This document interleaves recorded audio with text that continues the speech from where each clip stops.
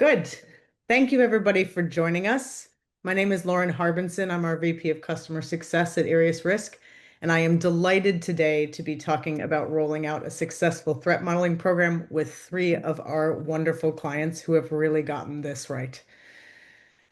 This is a topic I really love. I was just saying to all of our wonderful clients that it's something where we all know technology can help us do our jobs better, but the change management, the organizational change, rolling out a program is really what makes the magic work, not just a tool. So I'm delighted to talk to our three guests today, and we're going to talk about everything it means to roll out a successful program from the beginning, what you're thinking about, from the challenges and the obstacles you have to overcome, and then what you do later on when you really get to a scaled level. We're going to go through a couple different topics, but really this is for everybody in the room to learn from these three experts on how they successfully did threat modeling programs at scale. So today I have with me, and I'll introduce you all quickly, and then I'll ask you to give a 30-second intro for yourself. I have Nikolai Zdresting, who's a product cybersecurity manager. Nikolai, would you like to give a quick intro? Yeah, hello everyone. My name is Nikolai Strasting. I'm a product cybersecurity manager and a global manufacturer in the industrial technology space. For the past 2 years, I've been driving a global product cybersecurity program that spans a very diverse development environment, from embedded software for industrial control components up to cloud-based AI applications. One of the biggest challenges is aligning teams with different software development life cycles and backgrounds, especially when cybersecurity is a new topic for the colleagues coming from mechanical or electrical engineering. Yeah, my focus is here on building the governance frameworks, embedding secure development practices, and tackling complex issues like threat modeling, which has been particularly interesting challenge in this context. So I'm very passionate about making security an enabler for innovation, and I'm looking forward to sharing insights and learning also from my other colleagues today. Wonderful. Thanks, Nikolai. Next, we have Brenna Leith. We have a senior principal security engineer. Brenna, would you like to give a little more of an introduction?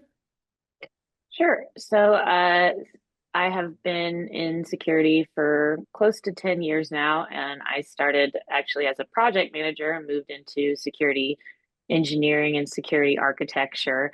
And I've led a product security program at a software manufacturer, and now I work for a large financial institution and just helping solve a variety of secure development lifecycle program issues at scale for the company. Brilliant. Thanks for coming with us today. Navneet Keshaw, would you like to introduce yourself? Sorry, you are a senior threat modeling architect. Hello, hi everyone. I am Navneet Keshav. I am senior security architect in one of the largest hardware manufacturing company where we make PC and phones. I lead global threat modeling team here. It's been 7 years I have been doing threat modeling. Wonderful. Thanks. So a wealth of experience at our fingertips today.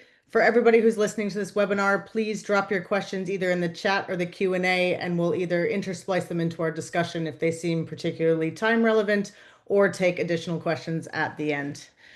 All right, let's get into it. And let's start right at the very beginning. So you've decided as an organization, or maybe as a personal kind of champion of threat modeling, you want to start a threat modeling program.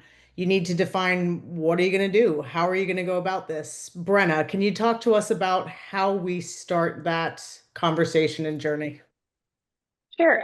It's interesting because over the past few years, I've seen it attacked from a variety of directions. I think if you have a very small product security team, but maybe you have a lot of developers or an engineer, it can be hard to decide whether you start it bottom up or top down. So if you've already done a few other of the product security program activities, like a security champions program, that's a really great vehicle to start your threat modeling program to introduce the topic to people who have a lot of experience with the actual software. It also depends, I think, on whether it's compliance driven or security led. How much buy-in do you already have from your leadership? Is there budget for this, as far as do you have the budget for an enterprise tool, or for specific people who are devoted entirely to doing the threat modeling as a full-time job, or even to driving the threat modeling as a program at full-time? So those are all considerations of how you might attack it. For build versus buy, I would certainly caution anyone listening that although there are a lot of really amazing free tools out there, like OWASP Threat Dragon, Microsoft threat modeling tool, and you can even use like draw.io and some other things, that you really want to make sure that your organization is aware before you start putting potentially confidential or sensitive data just straight up into a cloud-based threat modeling tool or anything else like that. So word to the wise, check with your organization and make sure you do have that leadership buy-in and that you are doing it in a compliant and safe way. Of course, manual threat modeling is kind of the tried and true. So just introducing it as like a voluntary activity on a Scrum level is a safe way to at least get some exposure to the product teams to it.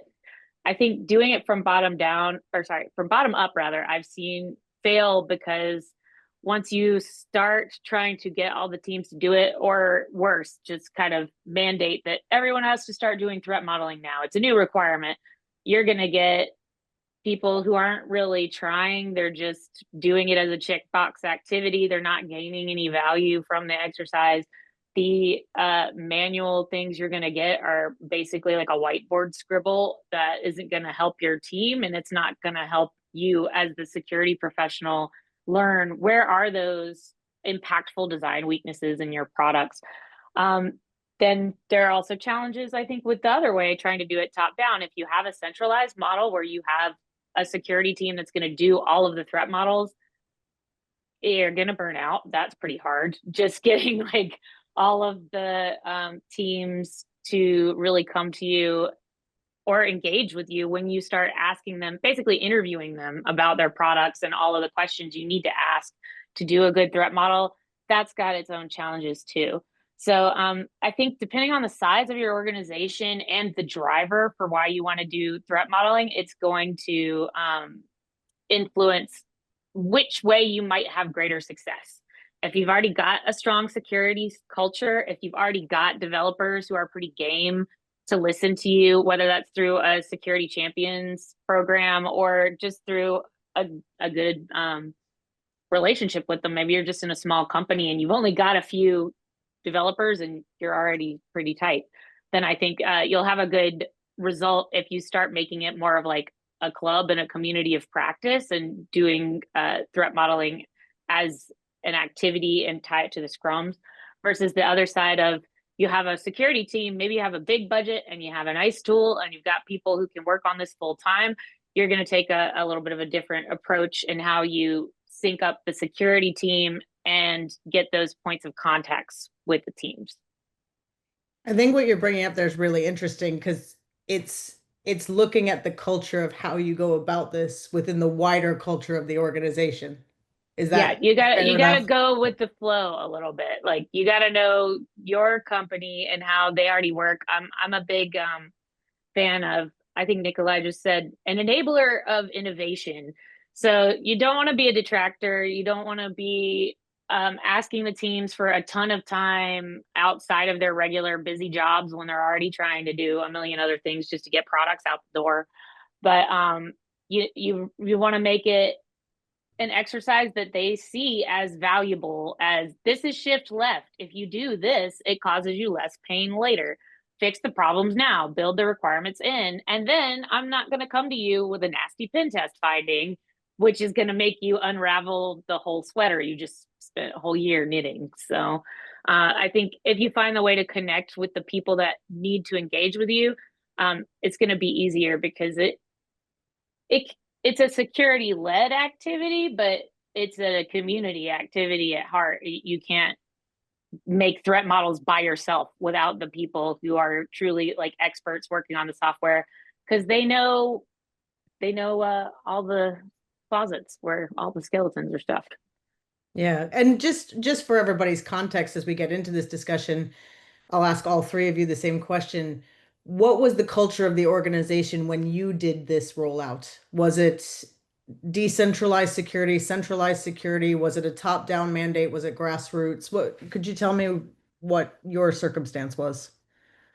Maybe I can kick in here. So it was greenfield approach, and this was also one of the challenges because product cybersecurity, the resources there they are limited, and just like Brenda just mentioned, if you as a product cybersecurity step into the development process and offer creating the threat models, you will be overwhelmed, especially in larger organizations. Also, I mean, even if you're an expert on cybersecurity and on threat modeling, you might not be the tech expert who's able to derive the best countermeasures to tackle the threats. So this is why here also the introduction is a learning process where the organization needs to learn from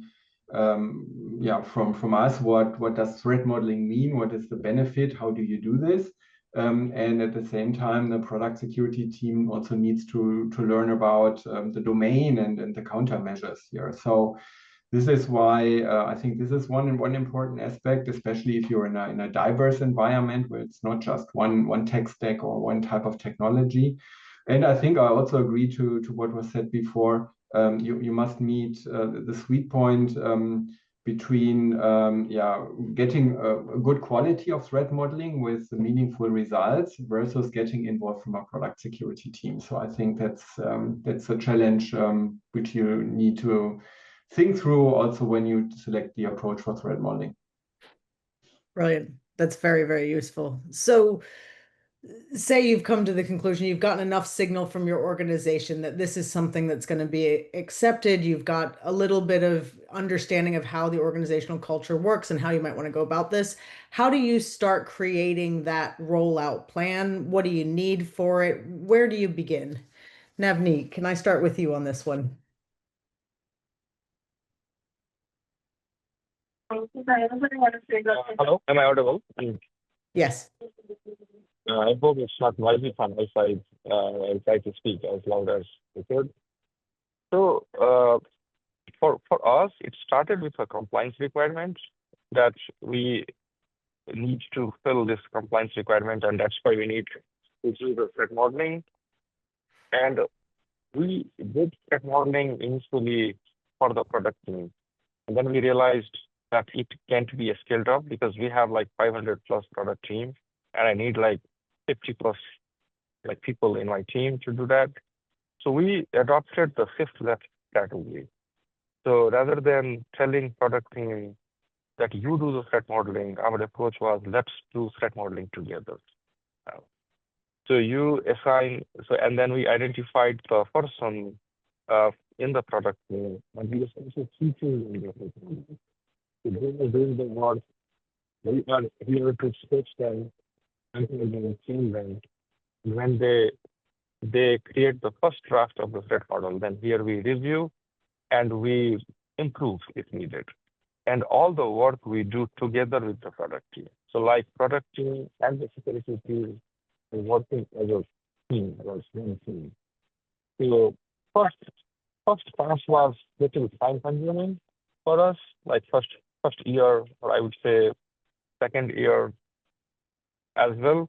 But then now product team understands the requirement. They are very familiar with the threat model, how to create the threat model, and what are the requirements we have.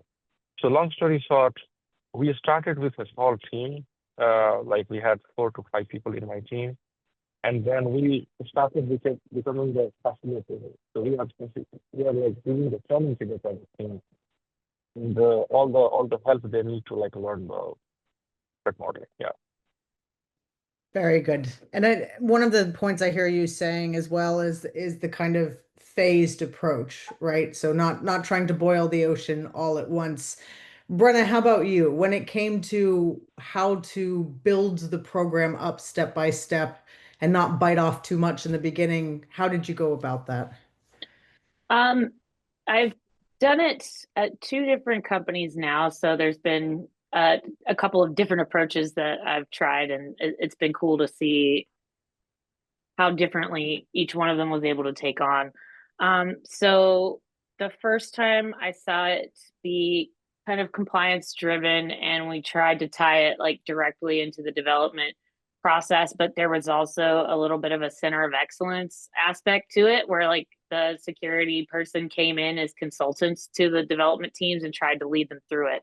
And trying to make it really that lightweight, I think it didn't really take. The teams didn't get it. There wasn't a lot of security champion involvement, nor was there a lot of like base training for the engineers at the first point. So then the second time was more top down. And this actually speaks to a question I just saw in the chat, which was, how do you tackle that when you have a lot of different tech stacks? You don't really like fully understand the perimeter. That's just an ocean of unknown, so to speak, especially in an organization where maybe they didn't have a strong design culture to begin with. So there's not a lot to launch off of as far as like existing data flow diagrams. I've now done at least two of those like large scale projects where there is nothing. What do we do? And trying to figure out where to start. So obviously the top down is important. Having the executive buy-in to say, hi, people, the security teams are going to come to you and they're going to ask you for your time and your energy, both to do their discovery and have these interviews, as well as once they get to their countermeasure analysis, going back and forth to see what's there and what's not there. And coming up with like a template as well as a prioritized approach.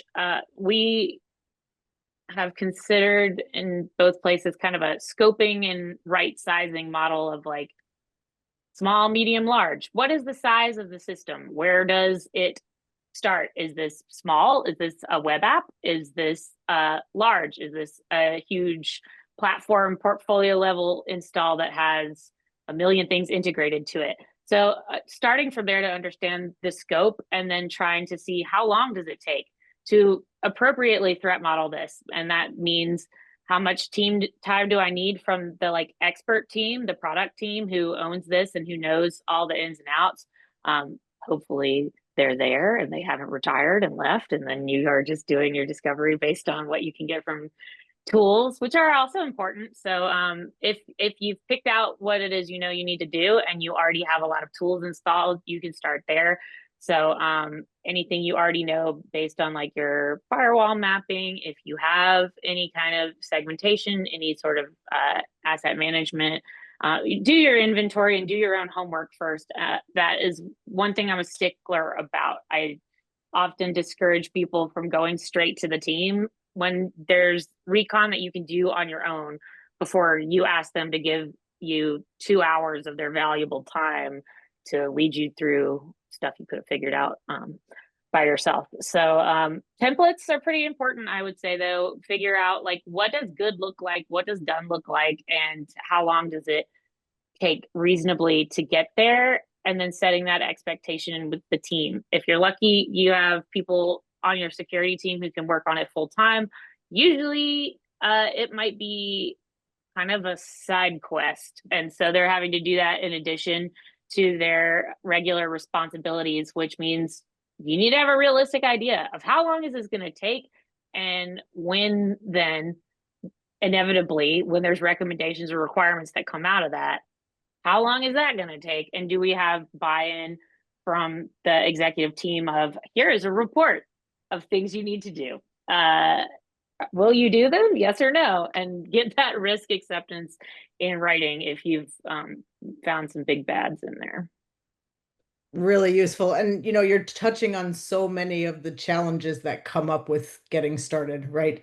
I love that you've described it as a side quest. It makes perfect sense, but you really are trying to influence people that this will help in the long run, but it's kind of side to what your job is at the moment. What are some of the other challenges the three of you saw really early on as you were getting started with your scaled programs?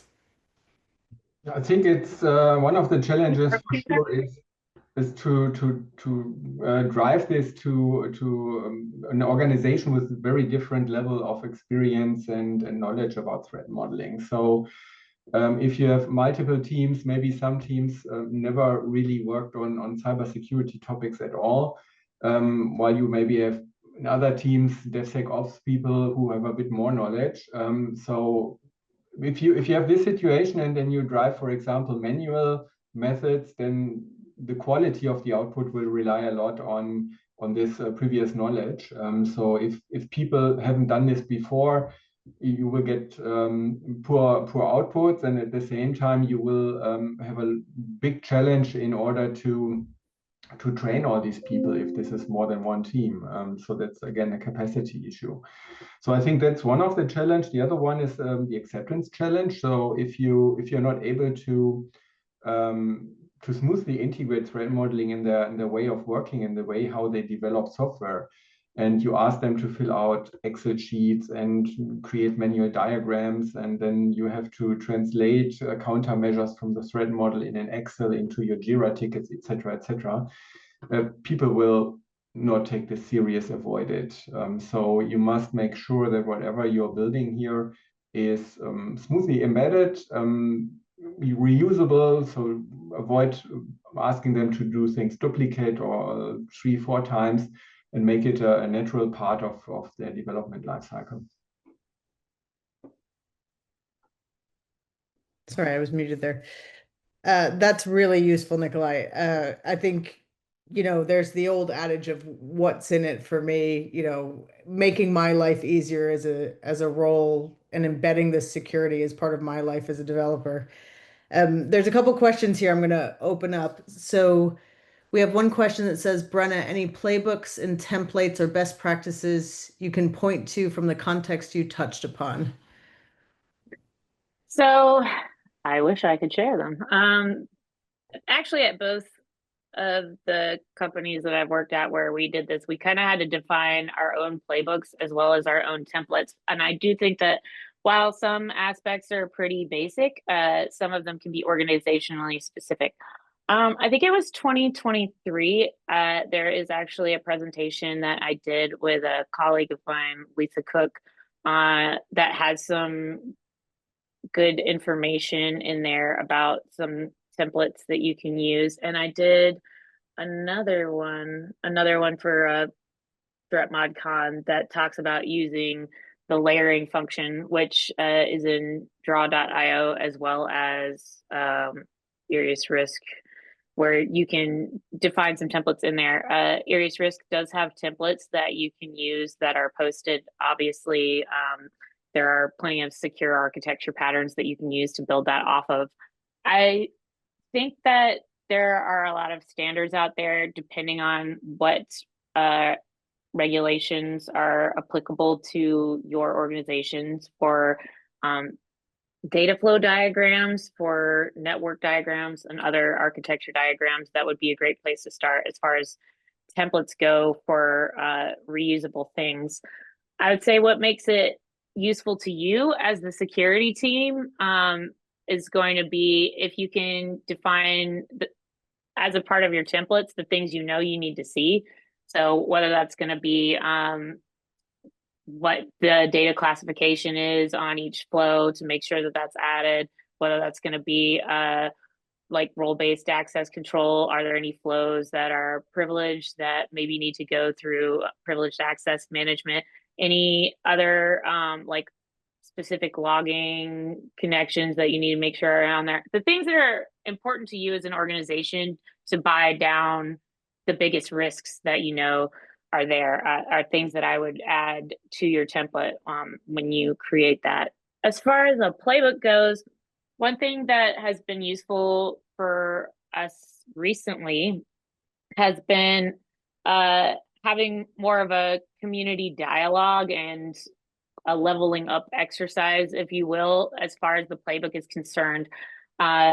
there can be a vast difference in what a finished threat model looks like, whether that's in quality or whether that's just in style. So if you want your threat models and your threat modeling program to continuously improve and iterate to get neater and better and more meaningful every time you do it, I would say having these kind of like mini demos and retrospectives among your security team, as well as amongst the other product teams, depending on the kind of culture that you have, a great way to do that, because you are forcing somebody to kind of defend the decisions they've made to make the threat model, because it is more art than science often. And then using that discussion to frame, I love how you did that. Everybody should start doing that. Let's adopt that as a convention and stick it in your playbook. Or, well, that was interesting. Was that the right choice to make? Or is there something better that like the team could suggest? Or this is new. How do we ideate on this and find a better way to represent it, especially when you're might be doing a lot of newer technologies like agentic AI and any sort of LLM based add-ons. I think these conversations are going to become more and more valuable. So building that like grassroots space to have a conversation, we call them weekly quality checks. And quality check is kind of tongue in cheek because it's not like really a QC function as much as it is a discussion about the quality of our process and our playbook and what we can do as a team to improve it over time. That's really useful. I love that approach because you're always making a better system at the end of it. Nikolai, how about you? What were the things early on that you used as a resource to help you know how to do this larger rollout? First, it was trial and error, some piloting, but then soon we found out it doesn't work. So we went for this tool-based approach, selected IriusRisk.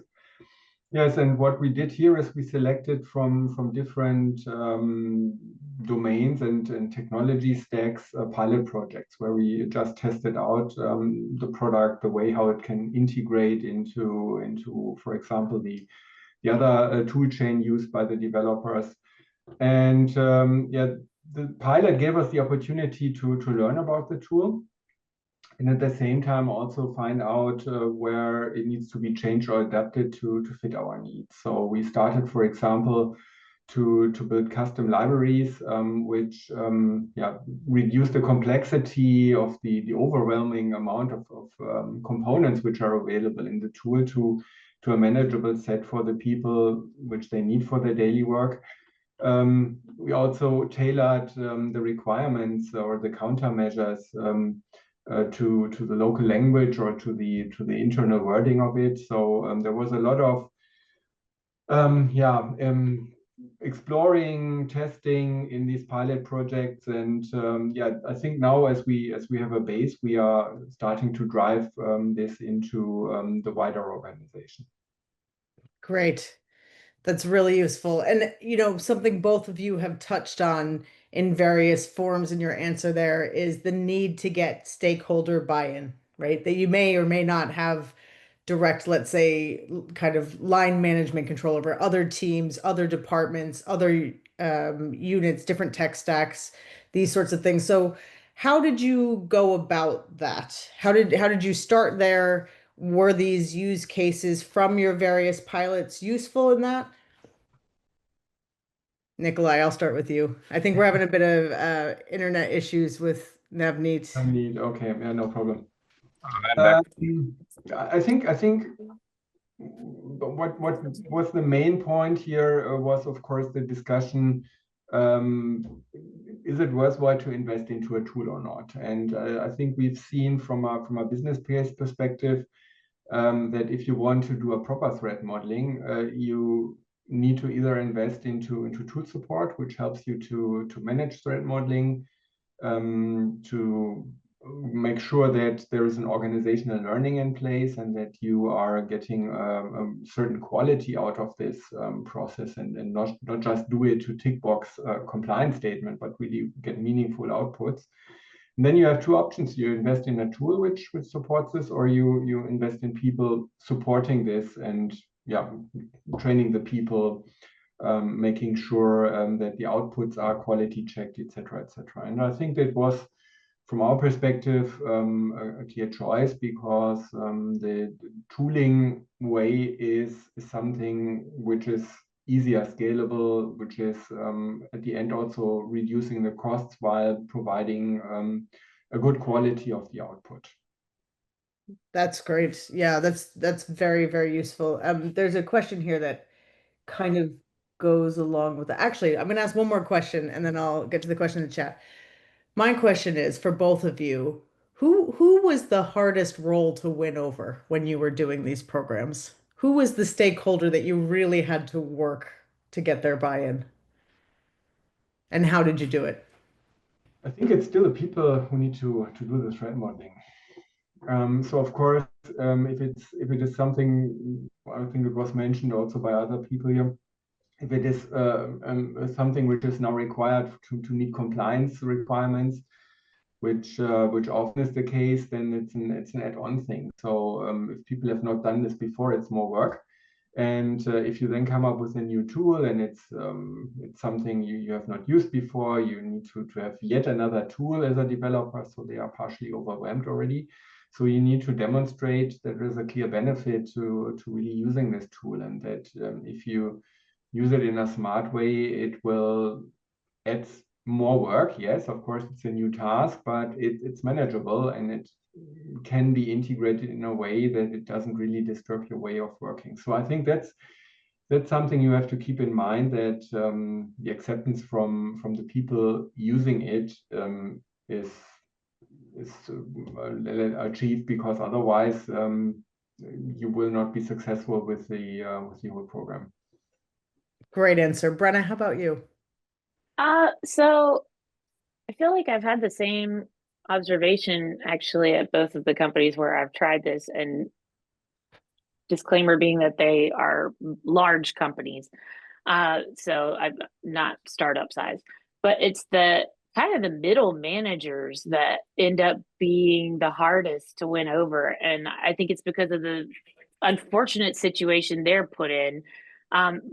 Like the executives know the importance of security because they hear the screaming of the customers. They understand the crunch of legal and compliance. And so they know it's important, and maybe not important enough to give you a huge budget for a fancy tool, but at least they know it's important and they want the teams to do it and listen to you.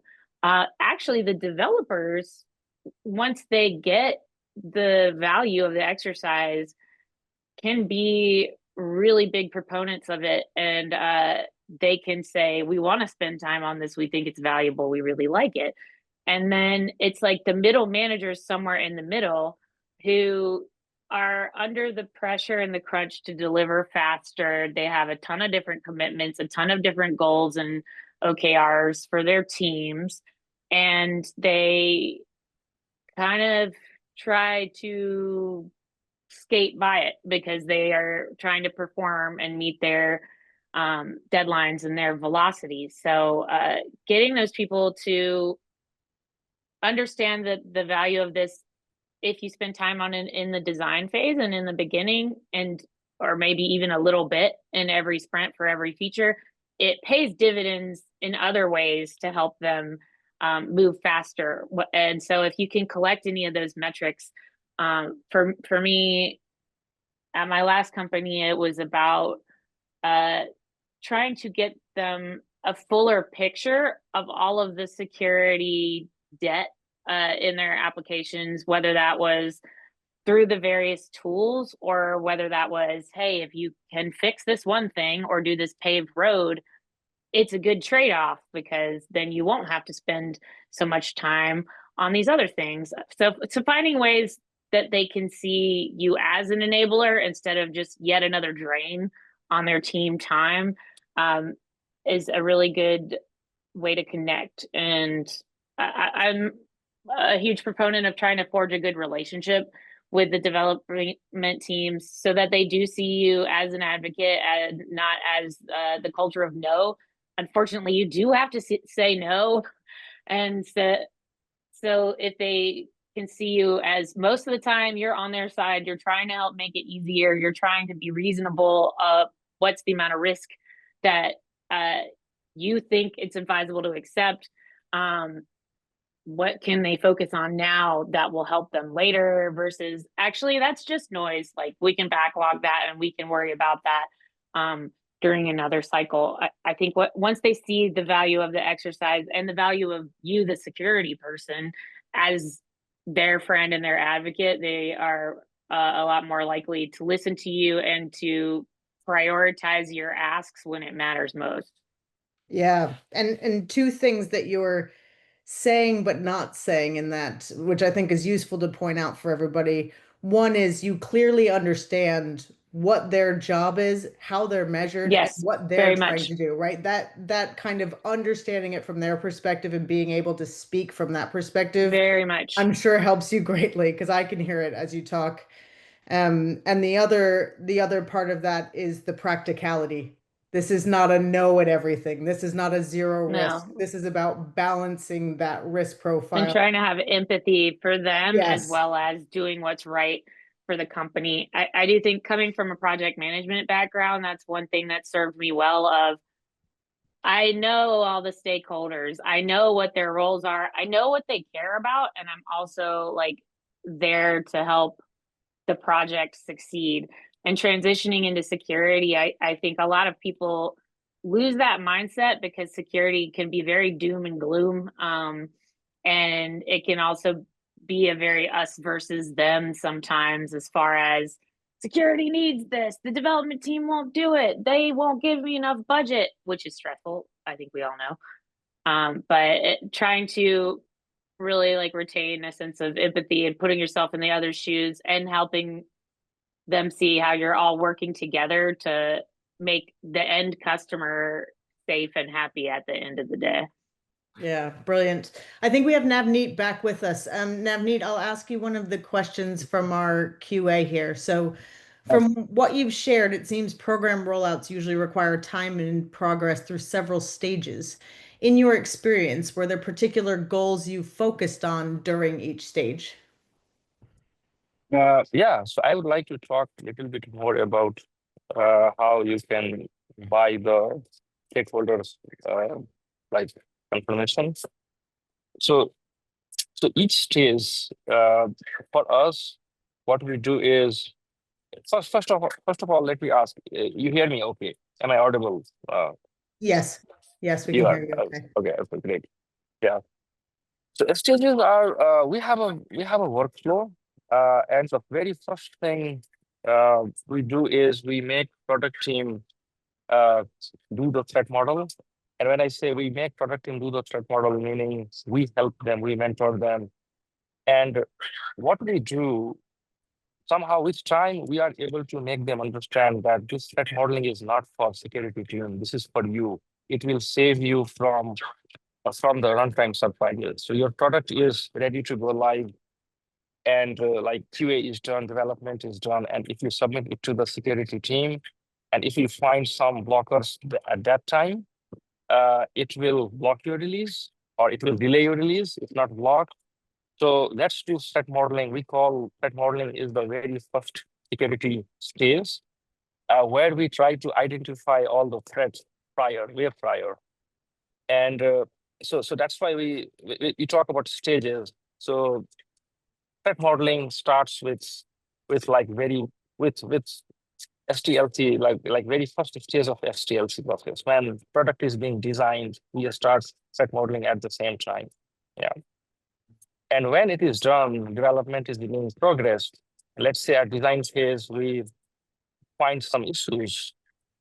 We try to validate those issues when development is in progress. So for instance, product team says that we have a content security policy. And then we ask, okay, do you use iframe? Do you use third-party scripts? If they say yes, then we ask them to that if you can show what is the content security policy you have.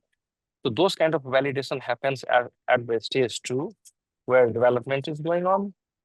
So what I'm trying to tell here is threat modeling is not an exercise here in Lenovo where we'll do it for a week and then we are done. It's a continuous process. It's very integrated with the development, like each of the development phase. So when product development is over, QA is over, our threat modeling is also over at around same time. So when they submit their product, okay, yeah. So when we actually I have to hang up. Sorry, I'm in flight and my flight is about to take off. No problem, Navneet. Yeah, Thank you very much for joining us. thank you. Great. So let's move on to the management of the program, right? You've got your stakeholder buy-in, you've done your pilots, you've got those initial groups kind of up and running, and now you want to manage this program at scale. Nikolai, what are the things you need to do to really make sure that things have good quality, you've got people trained? Like, please tell me what happens at scale. So we're still in the progress. So I can tell you what we are doing. So it's about adapting it to the tech stack, for example. That's one thing I mentioned. So I mean, a tool out of the box provides a lot of options, opportunities to use it. So you have to select the ones which are important. Not overwhelm the people. So if you put, for example, a library with hundreds of different components in front of the developers, they don't know what to do. So you should go through thinking through, okay, what are the ones which are important for our company? Provide guidelines to the developers. The next thing is we mentioned this also before, integration. So if you're able to directly feed the outputs from the threat modeling process into the development queue, for example, by creating Jira tickets, then this is not adding an extra step to the teams, and it will make it more likely that they will also implement these features. And if you are then using this connectivity also to get back feedback on the status of the items, you're also closing a loop, which helps you to keep the traceability, which is another compliance topic. So I would say in terms of management, how do you scale it? How do you bring it to the people? It's a continuous integration process where you try to find out even more ways to smoothly adapt this to the way of working of the different teams, and sizing, shaping the methodology and also the tool so that it is digestible for the people. And if you have this one, then the next step is that you really can work on the quality of the output. So you should then close also the loop for the threat modeling exercise by, for example, continuing to add more relevant threats to the model to make sure that the risk level is monitored by also the middle management to steer and control the amount of countermeasures which are used. So I think there is a lot of things which is really around the topic of start simple and then grow it over time by integrating it more into the way of working, adding this governance structure on top. And then also fine-tuning and improving the libraries, the controls, the way how the models are scoped, so that you get a higher quality of the threat models over time. Very useful. I appreciate that approach. There's a question here in the Q&A. Brenna, you know what it was asking. Would you like to take that one? I think I know. There's a question in the Q&A that says the scope is defined based on the compliance you need to meet, and once you have the scope, what would be the next steps, how to triage? So if it's to the scope of the threat modeling kind of program or process, that might be defined based on the compliance that you need to meet. I think that it's part of the SSDF, if I'm not mistaken, that you need threat modeling, and there might be another compliance requirement for threat modeling. So if you're trying to just check the box, like you can do it as lightweight as you need to, and then build on that. And sometimes that's what it takes, right? Like you need to do the bare minimum that you can do to make it easy on the teams, because if you're trying to do that and comply to something else, you're probably asking 10 other things of them as well. So if it's not great to start with, starting somewhere is awesome. So exposing them to the concept, and just like getting them to start to build the muscle, that's totally okay. Iterate over time. The scope of, if you're talking about the scope of like the product and the system that you're wanting to threat model, I would say there's a few ways that you can divide that up. And a lot of it is going to be based on, how does your organization define a system? How does your organization define a product? How does your organization define a business application? Because I have seen a variety of how that is scoped and how that's done. So kind of aligning with what the business is doing obviously is going to be important, right? I would consider that too, in terms of like your metrics and your tracking and how you're going to set up, how do you prove whether this is working or not? So if you have some kind of CMDB, or maybe you have like a unit in your code or your product composition, like how do you want to define your scope to align it with what the teams are doing and what the organization needs? I would consider that when you determine your scope. And then it says no open questions, so I don't remember what the other one was, but if you No, that was we did the other one earlier. It just wasn't marked off. Both of you have touched on there is this idea of do something, start small, don't try to, mastermind the whole thing from the beginning. It really works into something, Brenna, I think you mentioned earlier, which was tapping into the Security Champions program as a existing pathway. There's a question here about if you have one. And sometimes you don't. Sometimes it's hard to know where to start. So I'm going to put myself in the shoes of someone who has no security program at all. Maybe you're like the first one in the organization and you're figuring out, what problem do I tackle first? So the interesting thing about the two companies that I've been involved in, one was like, threat modeling seemed to be kind of the last thing to really get a handle on, and to try to figure out how to make that successful. Then the other company, it was like threat modeling was the first kind of big thing that they threw a lot of effort at. So seeing it from being, all right, well, is it the best, most important thing you can do? Or is it something that you do once you've kind of handled some other problems? And that, again, depends on your organization. What is your biggest problem and where do you need to put your time, your money, your resources? The question here in the chat, for those that have created the Security Champions program to help improve and mature their threat modeling processes, threat modeling being a driver for a Security Champions program is a cool idea. So there is actually a Security Champions Summit. I think they just held like the first one. If you Google or Bing or DuckDuckGo, Security Champions Summit, I think you can find a recording of it, as well as some really awesome resources about how to build a Security Champions program. There's in the same way as threat modeling program has ways you can do it and some things that work and some things that don't, there's a host of those other things as far as Security Champions Summit. And I think the theme of some of the observations that I've had about both of those things are, it is really about relationship building. It is really about promoting like a culture and fostering awareness, but also like continuous buy-in. If you get to the point where your people don't want to talk to you, they don't want to work with you, and they don't want to try it, like, get it, you're gonna have a hard time. So Security Champions is that bridge that you can build, but like it is also about relationships. It's about if you use a carrot or a stick to make people do security, and how that's gonna foster results or not over time.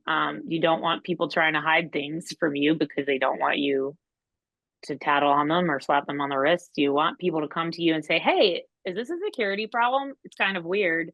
And then for you to approach it with like openness and curiosity. So I think even with a security champions program, if it were me and I was starting from the ground up, I would start with the carrot and make it fun.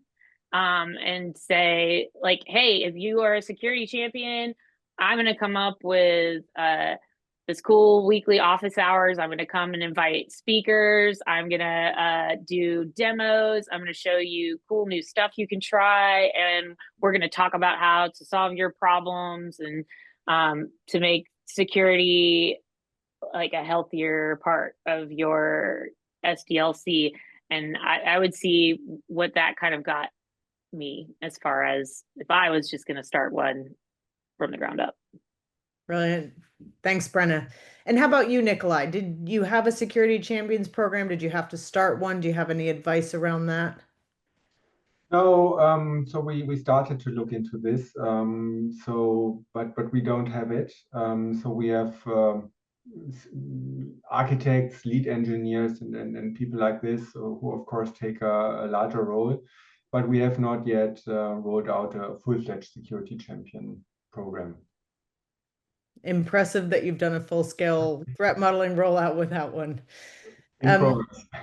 There's one more question. I'm going to leave it just for a minute and kind of talk about, I don't know if you call it the end stage of rolling out a program, because are you ever actually done? No, but let's call it the steady state stage. So when you are fully in flight, you've got the tools, you know how to look for where things are happening, what's happening with your threats, how it integrates into the rest of your development lifecycle.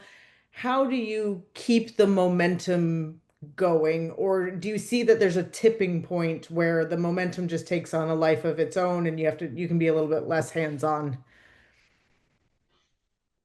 It's a good question. So in our case, I think I'm expecting that we will get a lot more traction on the topic of threat modeling. So I'm based in the European Union, so a lot of our entities are also selling to the European Union market, and with all the regulatory compliance requirements coming up next year, we will see a growing demand and need for threat modeling. So this is why I think here indeed compliance will be a driver for forcing the adoption. So this is why, yeah, I expect from that perspective rising use and need for threat modeling. I think for me to consider quote unquote the end state or Steady state. Yeah, my goal is usually to create frameworks or to create practices that are self-growing or self-sustaining. Like as far as if you make something called a quality check meeting that happens weekly, it shouldn't need one person to be like its babysitter or its leader. It should be a kind of community-led thing of we come here because we want to get better and we talk about it, and then we take what we learned and we build it into the next thing so that every time it gets better and better and better, and we ask questions because we're fostering curiosity. We're not talking about why something is bad or wrong or why something is right or best. It's just there is no right answer, and that's okay. We're just constantly trying to get better. So when I look at the entire program or the entire practice like that, to say what would make this better, both like have a better result, whether that means finding the big bads, the problems. I would say if you feel like you've done a really good job getting threat models off the ground, then look at the bigger picture in the life cycle. Are you getting pen test findings and doing root cause analysis and feeding that back into your iterative threat model? Are you looking at your portfolio of products and of the organization to threat model the huge picture, the big picture? what integrations are there between your products and between your tools that maybe you haven't thought about? Can you dig deeper and expand awareness? Also, what are the things you're not threat modeling and the things you're not seeing? I think the thing that I have not mastered in any program that is a constant source of curiosity to me is at that level of development teams who are working in their issue tracker, they're working in their scrums. Maybe they're not threat modeling every little thing, but maybe there's stories out there that have slipped through the cracks that are representing weaknesses or representing a blind spot that security hasn't gotten through. Can I have something out there in that world that's the eyes in the back of my head, whether that's like AI and whether that's agents in the commit space and in the code base, whether we're using AI effectively to threat model in the ways that AI is good at, because, you know, the human mind, I think, is always going to be the great fail-safe or the human in the middle. But I do think that figuring out how to automate, how to move faster, and how to use AI to really beef up the capability is something that I am curious about. Great. Yes, and I think what you're speaking to there is almost the achievement of just do something. Then you can go back and refine and look in the nooks and crannies and look in the intersystem integrations and really start to get more specialized. Okay, we've got a couple of questions, and then I have one of my own to close us out. So could the panel share if they use data to derive meaningful metrics to measure your company's progress for threat modeling maturity? Nikolai? We are not measuring the maturity yet. So currently the focus is around adoption. So making sure that there is a full coverage. But for sure, we will measure maturity later on by, for example, what Brenna just mentioned, also collecting missed vulnerabilities, missed threats in the model to see how the quality is. So for now, it's mainly about coverage and compliance to the methodology. Brilliant. Brenna, do you have any metrics you want to add to that? So I think the one that I'm always trying to chase is like that value metric to show the value of the time of the exercise. So the ones that I think are easier to get are like time velocity. So like how many threat models have you done on how many releases? How long did it take? Are you getting more efficient and are you saving time? Obviously, a quality metric is, well, look at the diagram. Is it better? Like, are we getting better? I think that is a quality metric that is kind of easy to show. As far as like real business value to, is it actually improving the security of the products? The base one is how many requirements came out that you proved that you built in. But I think that next level is, are we having a reduction in any one of these kinds of vulnerabilities that are being discovered either during deployment or post-production that are tied back to the requirements that we've been building in as a result of the threat models? It's a little bit harder to chase. But I think it assumes that you are collecting data well in those other areas of application security testing, whether that's SCA or SAST or DAST. Are you getting pen tests, and then are you able to like access those and do that root cause analysis with the teams, with the same team, to say, did we have a threat model for that? Okay, well, why didn't we find it?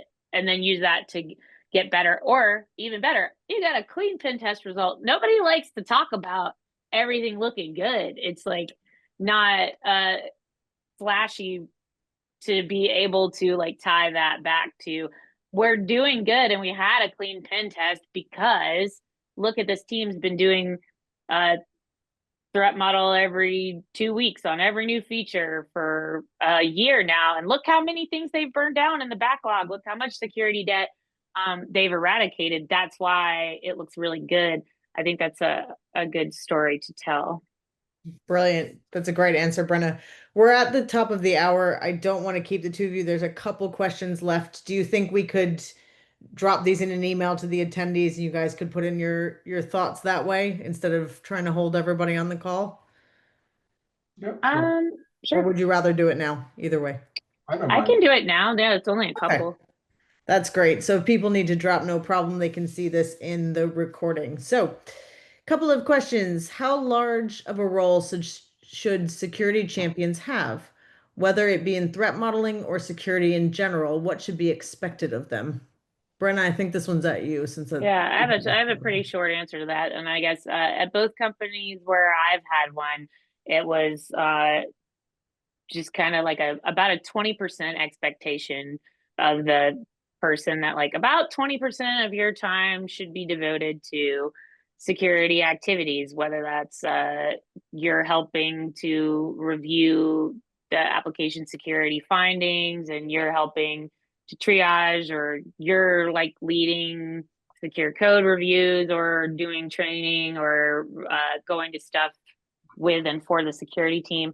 I feel like the 20% is like not scary to the larger organization. When you say, I want security champions, that seems like a manageable thing. One of the things that I did at my other company was also product security leads. So those were like full-time matrixed positions in addition to security champions, which I think was a good bridge to those middle managers that I talked about, who are like, I'm overwhelmed by security. You ask for so much and I can't get things done. And having that like person that's on their side as much as they are on ours to kind of like explain it to them in ways they could understand and like negotiate a little bit better. I feel like that was a good asset there. But I'm certainly not a security champions program expert by any means, but I've had my share of champions woes. So I would definitely recommend checking out some of the cool new resources that the people who did the Security Champions Summit are coming out with. That's a great place to get started. Brilliant. And I love the 20%. Um it I would buy it. Exactly. It's a Let's bargain. Yeah, all right. 20% we could do, right? Um, okay, this one's a little bit long, so bear with me. A bit of a technical question around a project, SDLC or infrastructure, any IT, let's call it X. So there's an initial threat model at the start of X.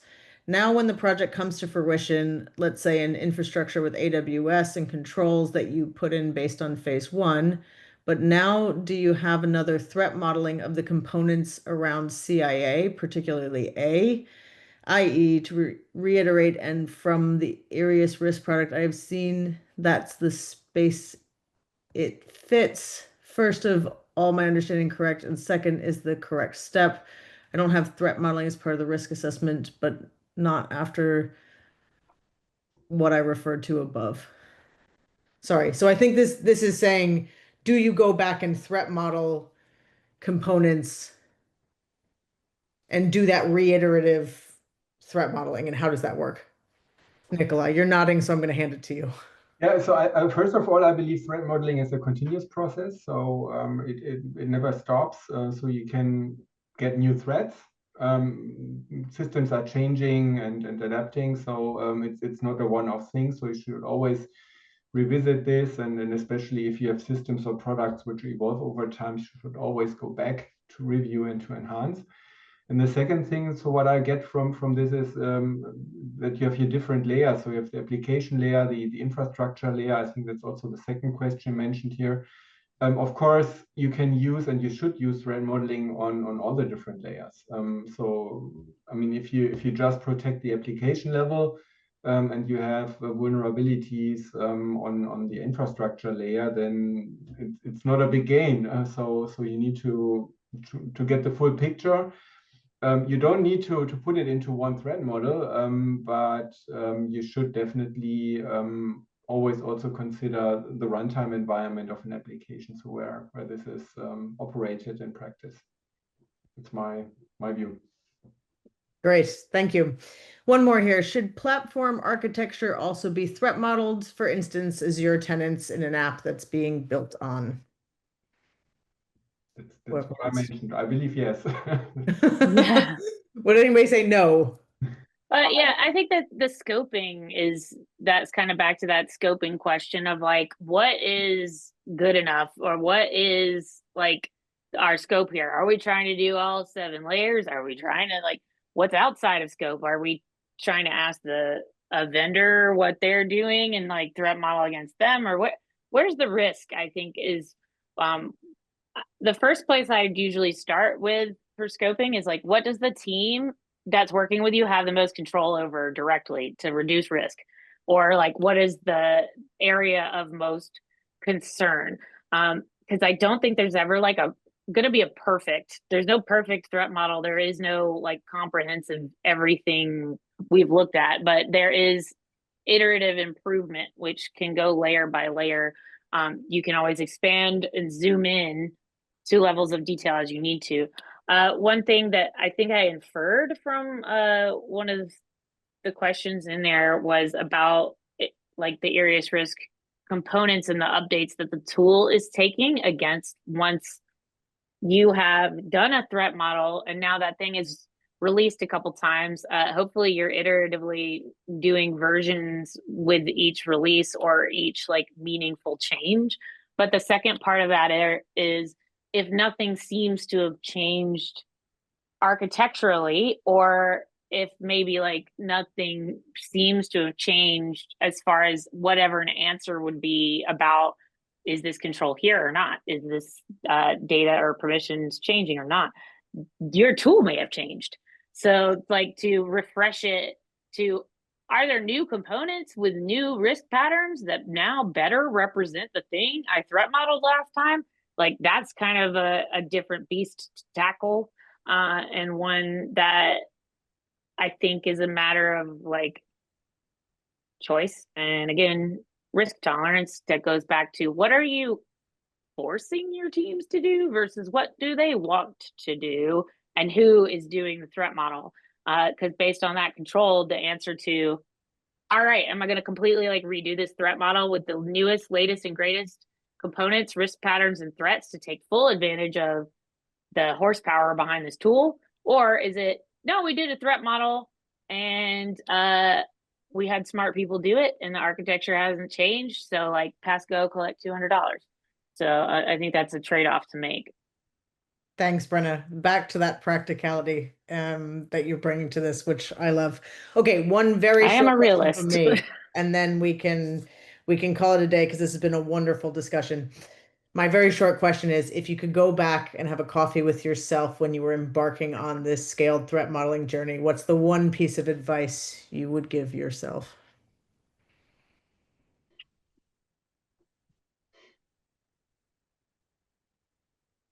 I'm glad I finally stumped you. It only took me an hour.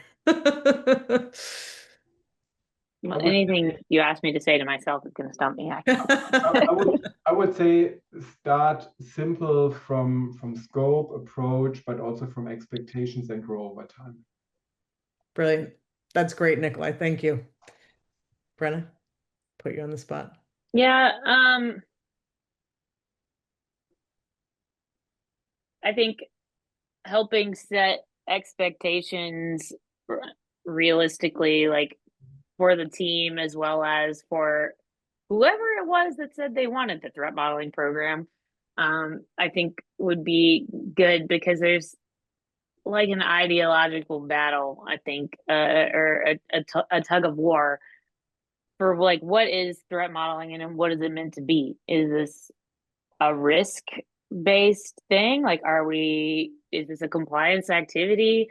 Are we trying to ferret out like real architectural risks? Are you trying to use this as like a security requirements process?